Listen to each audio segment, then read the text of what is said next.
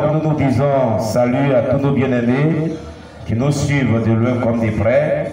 Ce matin, eh bien, nous sommes à notre culte matinale de ce dimanche et nous vous disons salut, peu importe le lieu d'où vous nous suivez ce matin.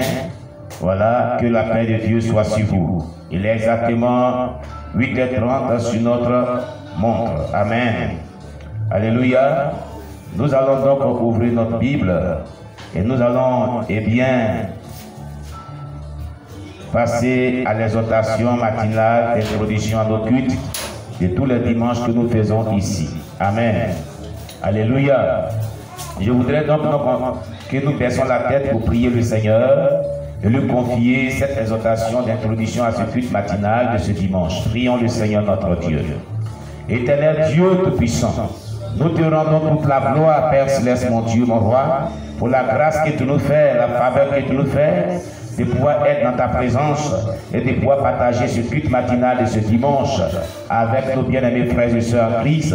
Que ton nom soit béni, Jésus. Que ton nom soit exalté. Que ton nom soit magnifié. Tu es Seigneur des Seigneurs. Tu es le Dieu Tout-Puissant. Tu es l'alpha et l'oméga, le commencement et la fin, le premier et le dernier. Nous te rendons toute la gloire. Merci pour ton amour. Merci pour ta faveur. Merci pour ta grâce ce matin que tu nous fais d'être dans ta présence.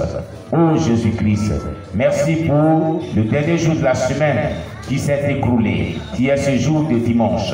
Nous te rendons toute la gloire, Père Céleste, mon Dieu, mon roi.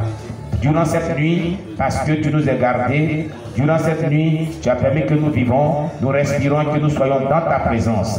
C'est pourquoi nous ne pourrons pas fermer la bouche sur tes bienfaits. Gloire à toi, l'agneau immolé. Ne pas te rendre la gloire, ne pas te dire merci pour ta protection divine, pour le sou précieux de vie que tu nous accordes. Ce serait ingrat de notre part. Seigneur, en toute reconnaissance et toute humilité, nous te rendons toute la gloire au nom de Jésus-Christ.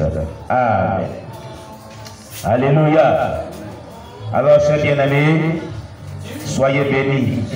Nous ouvrons nos Bibles dans le livre de Marc chapitre 1. Marc chapitre 1, le verset 14 à 15.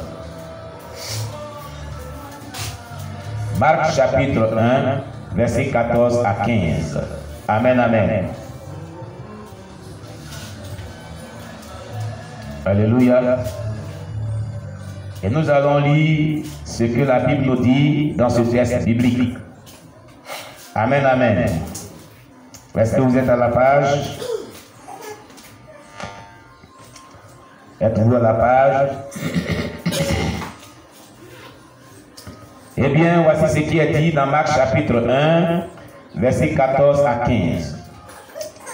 Après que Jean eut été livré, Jésus alla dans la Galilée, prêchant l'évangile de Dieu. Il disait, le temps est accompli et le royaume de Dieu est proche.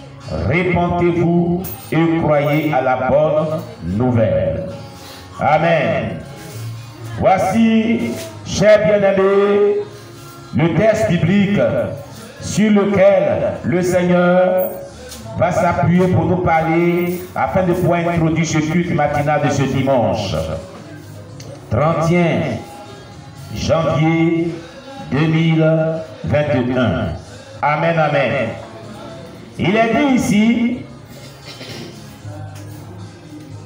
que après que Jean-Baptiste eut été livré, Jésus alla en Galilée, prêchant l'évangile de Dieu.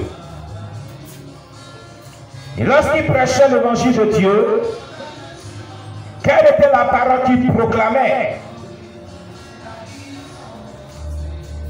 Cette parole qu'il a proclamée ce jour est d'une grande utilité pour nous par rapport aux événements des derniers temps, par rapport au temps qui prévaut aujourd'hui.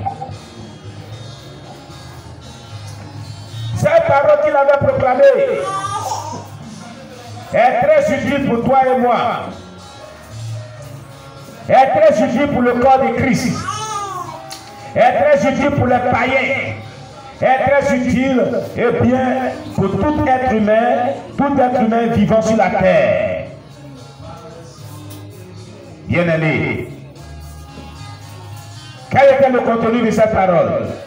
Jésus dit, le temps est accompli et le royaume de Dieu est proche. Répentez-vous et croyez à la bonne nouvelle.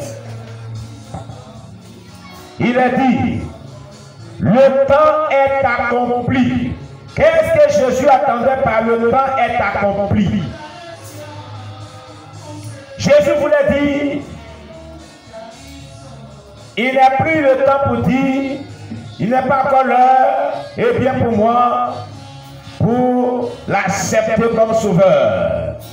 Il n'est pas encore l'heure pour moi d'être converti à Jésus-Christ. Il n'est pas encore temps pour moi de me convertir, d'accepter Jésus-Christ, d'abandonner les plaisirs du monde et de suivre Jésus. Le temps qu'on attendait pour se repentir. Il y a certains jeunes gens qui disent, quand on les annonce la parole de Dieu, ils disent, écoutez-moi, j'ai la vie devant moi. Quand j'ai fini de faire ma vie d'abord, et maintenant je peux accepter votre Jésus là. Comme si l'acceptation de Jésus-Christ était pour les vieillards. Jésus est-il mort pour les vieux seulement? Jésus n'a-t-il pas dit, laissez venir à moi les enfants, car le royaume des cieux ressemble à ceux qui ont la vie? Jésus est mort à la croix pour toute catégorie de personnes. Que tu sois vieux, que tu sois jeune, que tu sois adulte, que tu sois enfant, que tu sois bébé, tu as besoin du Seigneur Jésus-Christ. Tu as besoin de l'accepter comme ton Seigneur Sauveur pour hériter le royaume des cieux. Amen, amen. Il n'y a plus de temps qui reste pour dire, je ne suis pas encore prêt pour accepter Jésus. Je ne suis pas encore prêt pour me repentir. Je ne suis pas encore prêt pour mon baptême. Il y a certains chrétiens. Moi, je ne dirais pas chrétien, mais je dirais chrétien. Ou je ne dirais pas frère ou soeur en Christ, mais soeur et frère en crise. Parce qu'il faut être en crise pour avoir ce propos que je vais vraiment dire tout à l'heure.